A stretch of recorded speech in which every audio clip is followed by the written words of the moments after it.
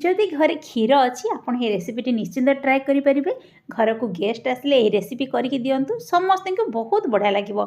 से गोटे पैन नहीं मुझे से गोटे गिनारू छोट गिनारू मुझे कम चीनी नहीं चीनी को आड करदे तापर ताकू कंटिन्यूअसली घांटा।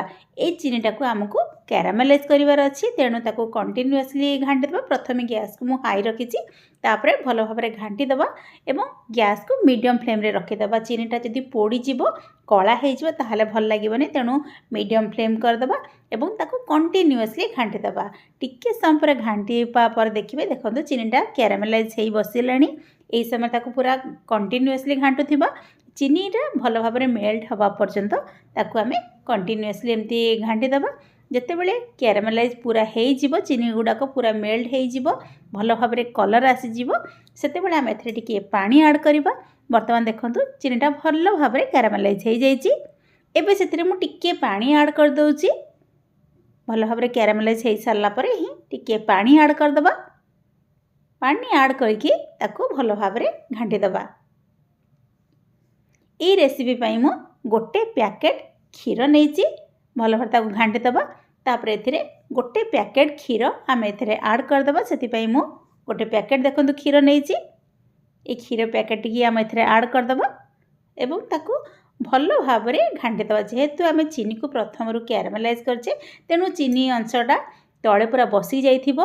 क्षीर आड करदे। क्षीरटा भल भाव में गरम हो सारापर आमर भल भाव में जो कैरामेलाइज चीनीटा होती भल भाव सागर मेल्ट कर तेणु ताकू भल भाव में एमती घांटीदेवा जमती कि कैरामेलाइज होता चीनीटा क्षीर में भल भाव में देखु मिसीगला आमर रेडी हो गला।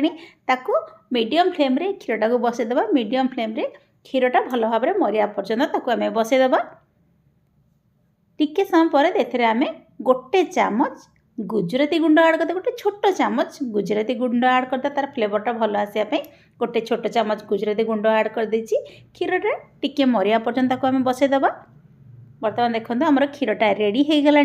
एबे क्षीरटा को बाहर करदे एवं ताकू ठंडा हवा पाई छाड़ीदेवा। पूरा पूरी ठंडा हबनी जस्ट उषुम हवा पर्यंत ताकू आम छाड़ीदेवा। बर्तमान क्षीरटा आमर उषुम हो गला।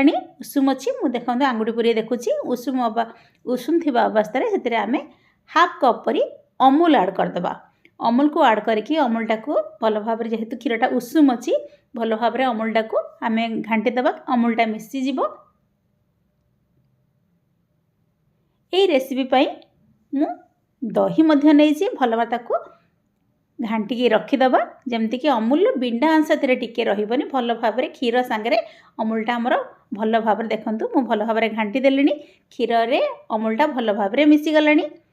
मुझे दही नहीं घर बसा दही नहीं। बर्तमान दही रे देखो टिके पानी अंश अच्छी तेणु गोटे छणा साहाय्य आम दहीटा को छाणीदेवा जमती कि तार पानी अंशटा पूरा अलग हो केवल दही अंशटा रही। पानी अंश देके आपन करेंगे ताहले टिके पानी रहिबो तेणु आपन छणारे एमती छाणीदेवे। 10 ରୁ 15 मिनट छाणीदेला सारा सबू पानी अंश बाहरी जीव।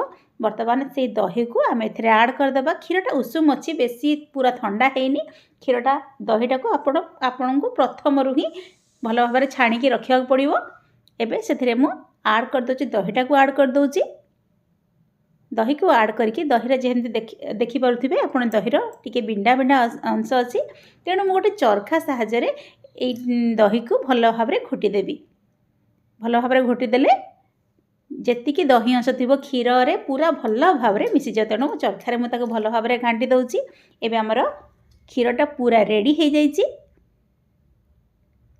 बर्तमान ये क्षीरटा को मुझे गोटे स्टील गिनारे ढाली दूची। देखो ढालीदेली। एबे ताकू मु गैस रे गोटे जगार पानी बसई देछि एवं गोटे छांचटे रखीदेछि। एबे से क्षीरटा को दे दूची एवं तापर गोटे घोड़नटा देदेबा। देखो बांफ बाहरानी एबे गोटे घोड़नटा दे दूची एवं भल भाव में कभर हो रहा ता ऊपर आ गोटे घोड़नटे एमती दे दूची। 10 मिनिट मीडियम फ्लेम रे ताकू बसईदेवा। 10 मिनिट पर गैस को बंद करदे और ठंडा हाँपा छाड़ जिते बड़े पूरा ठंडा हो आम देखो ठंडा हो गला। एवं मुझे बाहर कर दूची रेडी हो गला। आप देखिए जापे पूरा साइड्रु छाड़ी बसची। तापर ताको आमे फ्रिज रे रखीदेवा भल भाव में सेट हाँपा मुझे फ्रिज रे रखीदेची। देखो भल भाव में सेट हो जाए पानी अंश ना। एबे ताकू मु गोटे पात्र रे ढाली दूची। भल भाव रेडी होती ढाली दूची। देखो आम रेडी हो गला। मुझे आपन को चामच रे काटिकी देखा केते सुंदर देखा जाउची। बहुत टेस्टी यहीपर जब आप घरे करेंगे आ गेस्ट आसले करके देवे बहुत भल लगे। निश्चित ये रेसिपीटी ट्राए करूँ। एवं जदि आपण मानक ये रेसिपीटी भल लगे ताहले आपण मानकर मूल्यवान कमेंट दिंतु। पुणी किसी रेसिपी नहीं आसबि से पर्यंत बाय कीप वाचिंग। ये रेसिपी ट्राए करूँ घरे समस्त खाया दिंतु। आशा करुँच आपको ये रेसिपीटी भल लगे।